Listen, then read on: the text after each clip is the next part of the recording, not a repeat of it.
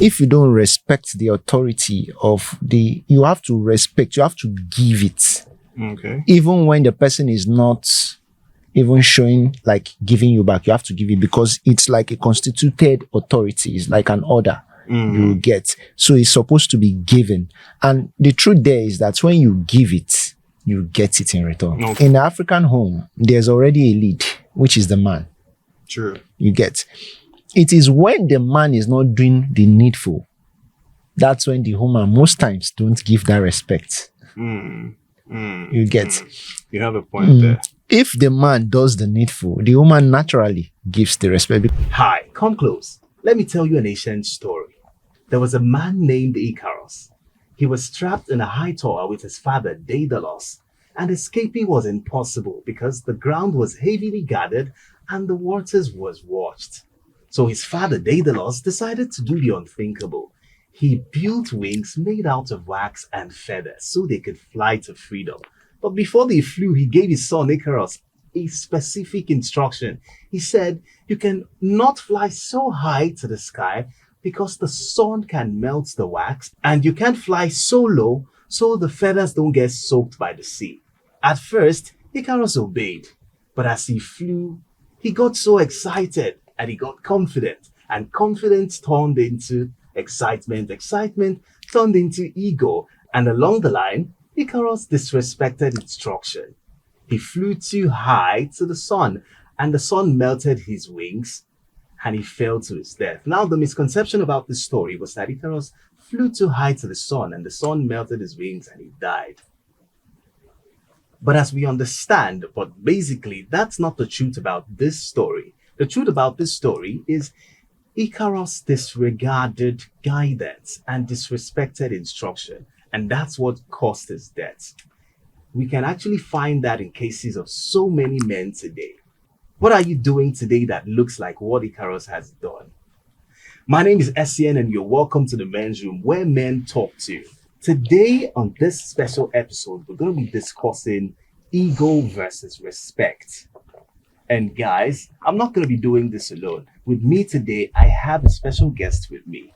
But before we introduce our special guest, we want you guys out there listening to us and watching us from wherever you are to help us, because we understand that in building a community, we need people. So as they say, a tree doesn't make a forest. So we're trying as much as possible to make our own forest by you helping us with your tree. One click there, one click here, and one click here on the subscribe button would help us actualize this forest we're talking about. So guys, kindly subscribe, like, share this video, and also turn on notifications to know when a new video drops. Also, if you'd like to interact with us on socials, you can find us across all platforms at the U Network. It's a network specially curated for you. So sit back, relax, and when we come back, we'll be finding out if your ego is actually lifting you up or setting you up to fail. Hi, welcome back, guys. Today on the show with me is a very, very special person. It's not just a man. The first time I heard him speak, I was really, really interested. And I said to myself, I'd really love to talk to this person. Without further ado, our guest on the show today is an award-winning entrepreneur. He's a business development strategist as well as an SEO specialist. With me today is Mr. Patrick Akor. Mr. Patrick Akor, how are you doing today? I'm good. Good morning. It's very nice to have you. It's very nice. Like I said, the first time I heard you speak, it struck something inside of me, and I said, I love the way this person talks. I love your energy. I love the way, you were actually just making your points. It was articulate enough. And at the same time, it came with a lot of passion. And that was why I said I was going to talk to you. And I feel here on the show is the right space for us to have this discussion. As you know, what we're discussing today is ego versus respect, understanding the thin line. So people need to understand, where to bridge the gap between ego and respect. And that's what we're talking about today. But before we go further to ask serious questions, I would like to ask you to, can you just actually tell the viewers or people watching you one fun fact they don't know about Mr. Patrick? Okay. I'm somebody that loves playing snooker a lot, and I'm a workaholic. Wow. So that's just it for me. Anytime I'm walking, anytime I want to ease myself, it's just to go play snooker, and that's it. We're actually looking forward to Mr. Patrick registering for an 8-ball competition. Guys, watch this space. So to my very first question, we're trying to understand if respect is meant to be earned or given. It's a two-part question. So firstly, is respect meant to be earned or given? Also, how do a man, tend to command respect in the workplace as well as at your home front, to your wife without mostly stamping your feet on the ground and saying, I'm the man of the house? Okay, first, I would like to take the first question, which is respect earned or given? I would say both. Respect is supposed to be earned and also supposed to be given. Okay, can you expand on that a little bit? Yes, because if we look at respect being earned, if we look at respect being earned, is that you give respect to get it back, right? So let's take, for example, you're in a workplace, right? And you have a colleague.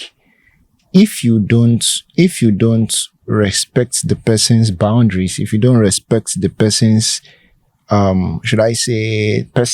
respects the person's role, respects the person's, his ideologies are his boundaries. If you don't respect that, the person will not respect you back. That's just it. If you come across as rude to him, he will always want to look for a way to come across back to you rude. Okay. You get? So that's why respect is supposed to be earned. Okay. You give before you get. Now, respect is supposed to be given in the sense that you respect authorities in an organization. Okay. If you don't, or even in the home, if you don't respect the authority you have to respect, you have to give it. Okay. Even when the person is not even showing like giving you back, you have to give it because it's like a constituted authority. It's like an order you get. So it's supposed to be given. And the truth there is that when you give it, you get it in return. Okay, so how about respect in the home front? As a man to say that, oh yes, this is my house. And I don't necessarily need to say it all the time. I know that if I come, my presence should show that I'm the man and I should be respected in suit. Now, the thing there is this. It is dependent on how the man leads his home.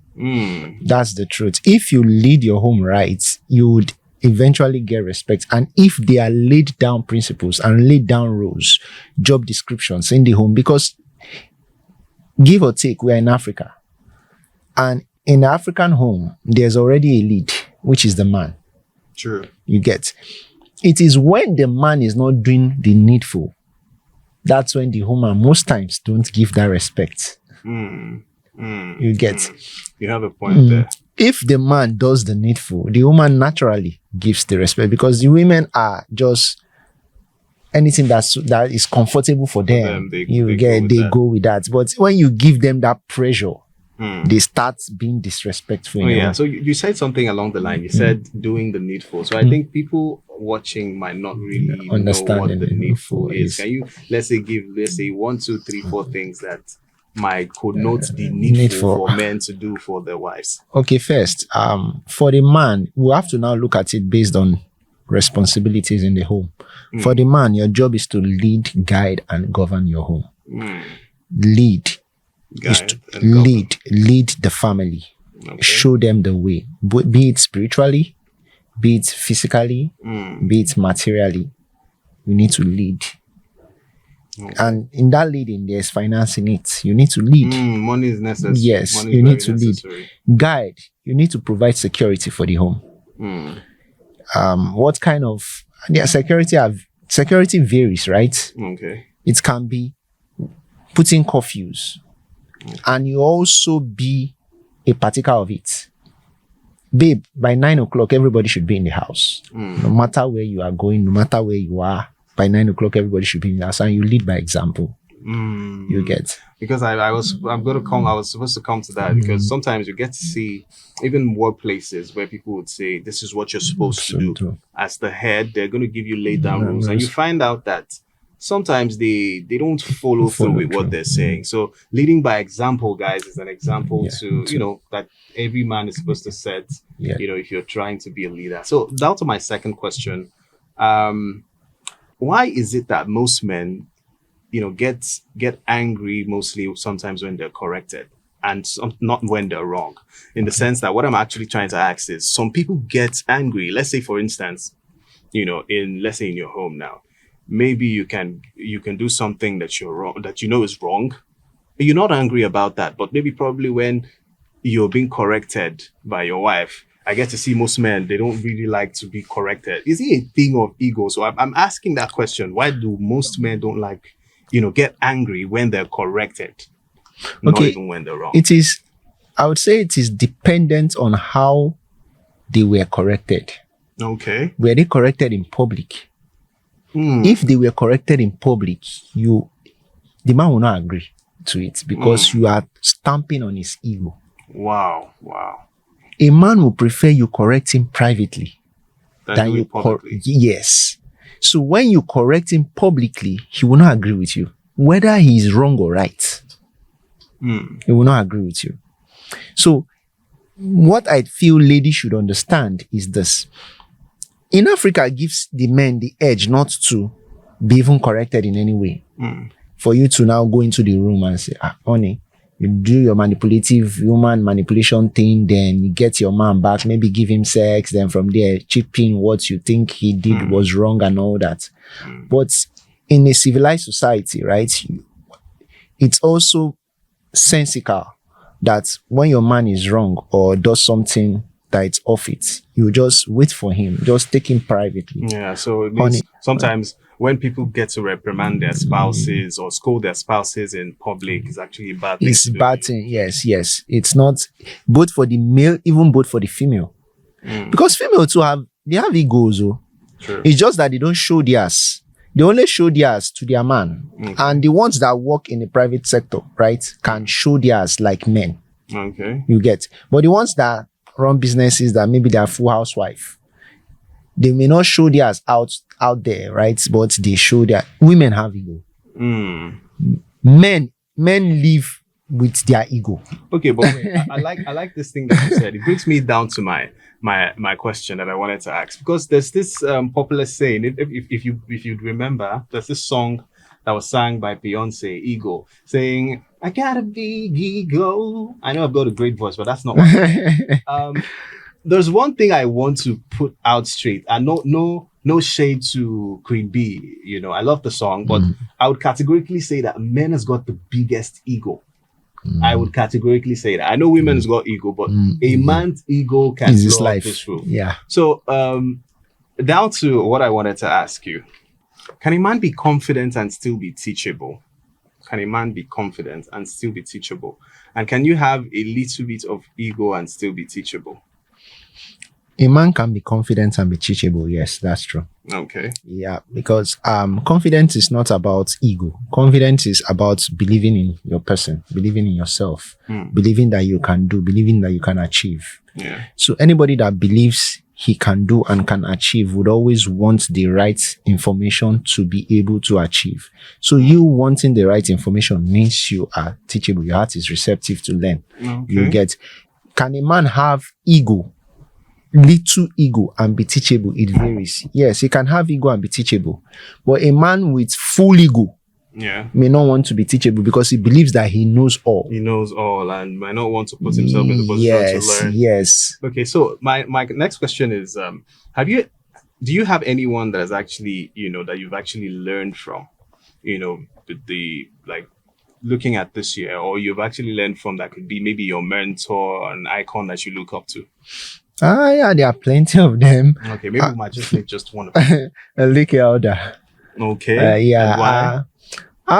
I think I am seeing my whole person in his creativity, in his all. Okay. Because he's an author. He's a creative. You get. He's a husband. Okay. He has a calling of a pastor, but doesn't want to pastor.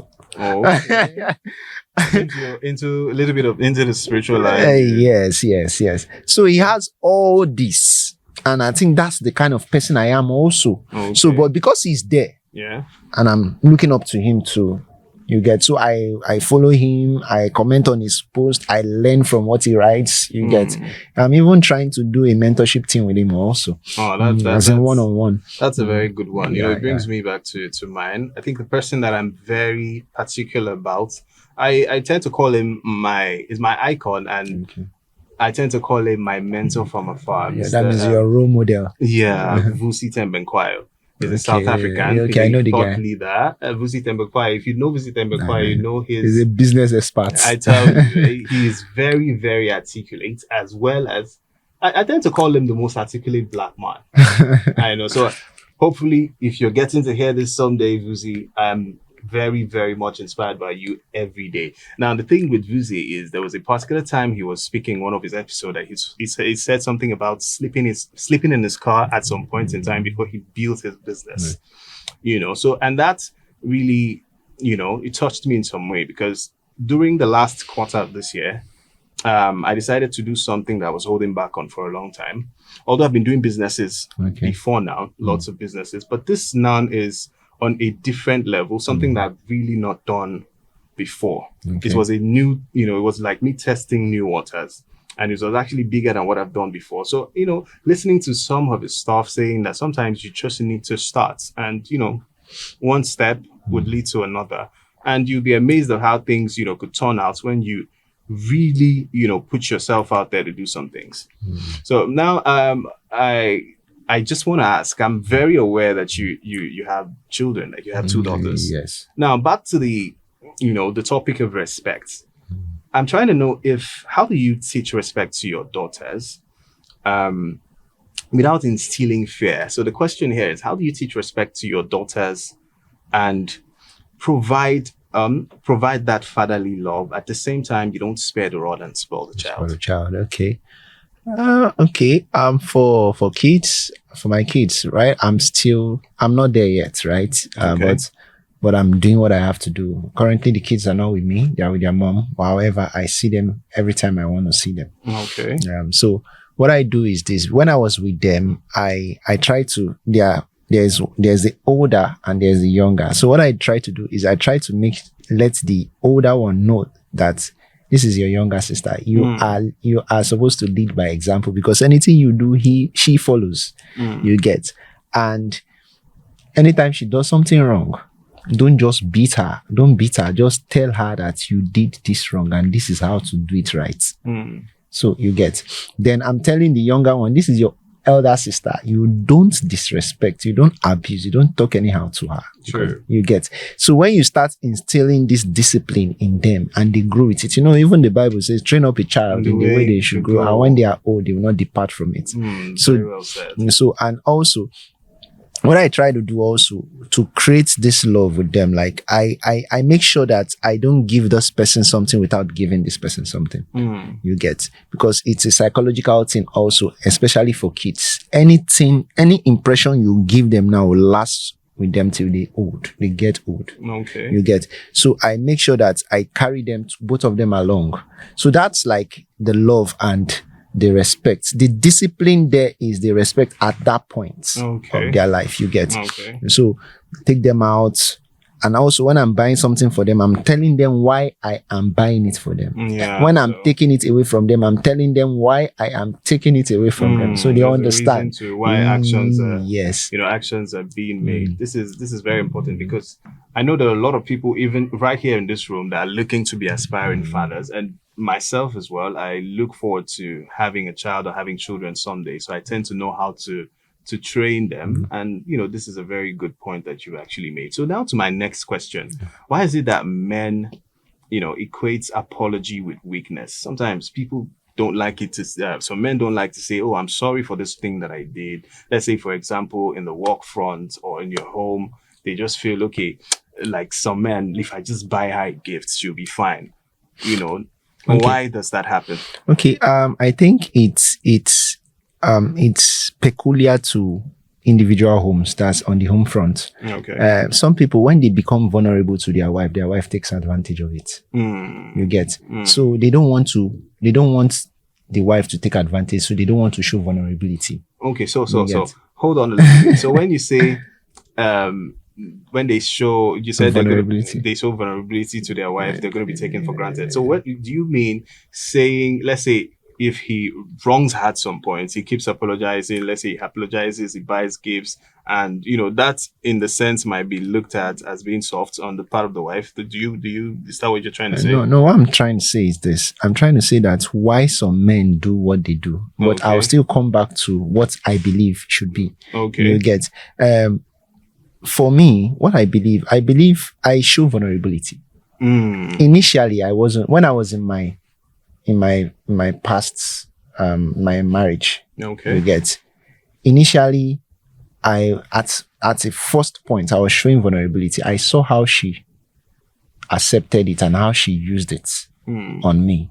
I decided not to show vulnerability anymore. That doesn't mean when I do something wrong, I don't apologize. You get. I only apologize when I know I did something wrong. Okay. I don't apologize when I know I didn't do it. Yes, because when I apologize when I don't do something wrong, she would always want that apology. You get, and it's like it's mediocrity. Even when she's supposed to be the one. Yes. Okay. This is very well said. So I'm actually I just want you to what are the things you can actually tell to aspiring fathers and men that are looking to get married someday, about just a little bit of advice about marriage in terms of respect, ego, striking a balance and understanding the thin line between these two. Okay, I think, or I believe, or I don't want to say I know. Okay. I believe, because I don't want to come across as what's it now? As an island. Yes. Now the thing there is this. I believe that in the marriage, in the home, there should be love and respect, right? The men should give the love. Okay. The women should give the respect. It doesn't mean, just like the Bible says, men, love your wives. It doesn't mean that the men will not give the respect. Men naturally are giver of respect. Okay. In a sense, I'm not saying they give it 100%. You get, but like 75%, men naturally give respect because they earnestly wants respect. Women naturally, they cannot give respect. They can give love. Men cannot just give love like that. Men's love is like, maybe I don't do everything where you want. They feel that doing something for you, what you want, is love. Grace with love. But love goes beyond that. Love is a decision, is sacrifice, and you get. But women can give that. So that's why it's two-way. It's the other way around. You can give love, but don't give love. Give respect. The man needs respect. You can give respect. Don't give respect. Give love. So when the man gives love and the woman gives respect, you see the home will be peaceful. Well said. Very well said. Just like that saying, there cannot be two captains in a ship. One needs to lead, and for one to lead, the other one needs to step back a bit. So in this case, we could agree, or we could say that if the man is leading in love, he could actually lead in front while the woman respects and gives that man a little bit of space to do his thing. So this is a very important one that you just said. Now to my last question. I know we understand that as men, we have ego. Yeah. And would always be a thing of fighting between ego, wanting respect and stuff. So I'm saying, as a man, can I still, have a little bit of ego while I, want to be respected at the work front, respected in the society? And, for someone like me, I'd love to basically just have a little bit of ego sprinkled here and there, because, sometimes when you just move around and you smile so much, you might be taken for granted. So my question is, as a man, can I, still earn respect among my peers and in the society, having some ego? You cannot take away ego from a man. That's just the truth. Even no matter how we paint it to be, a man's will still, one way or the other's ego will still show. So a man would always walk around with ego. That's the truth. Okay. But a man can subdue his ego when he's in certain places, maybe like the workplace. Okay. That if he doesn't have authority over subordinates, Yeah. he can subdue his ego, right? Just to, he knows that I'm coming here to work, get paid, and get out. Wow. You get. But when he goes to where he has subordinates or people that looks up to him, his ego will show. Now, let's take, for example, he goes to an event where nobody, no subordinates, no nothing, no authority, no Just nothing. neutral. He will show his ego. You don't just come to him anyhow. Okay. That's natural for a man. So what you're trying to say that obviously, as we understand that men has ego, they should be there. There are certain places where it shouldn't just show up all the time, Yes. or it should be simmered down. Yes. Okay, now let me give you a pure example. Me and the MDCO, we are friends. Okay. We went to school together. Okay. At some point, he came to my place. He slept in my place. We were friends, like friends, right? But when I come to the office, I drop every ego I have. I come, do my work, get paid, and get out. Understanding this is the He can corporate. he can talk to me anyhow. I will just keep quiet because he who pays the piper dictates the tune. You heard that right? He who plays the piper dictates the tune. You get. Yeah. So I keep quiet. I can go home and grumble. Your That's boss is always your boss. Yes. And will remain your boss.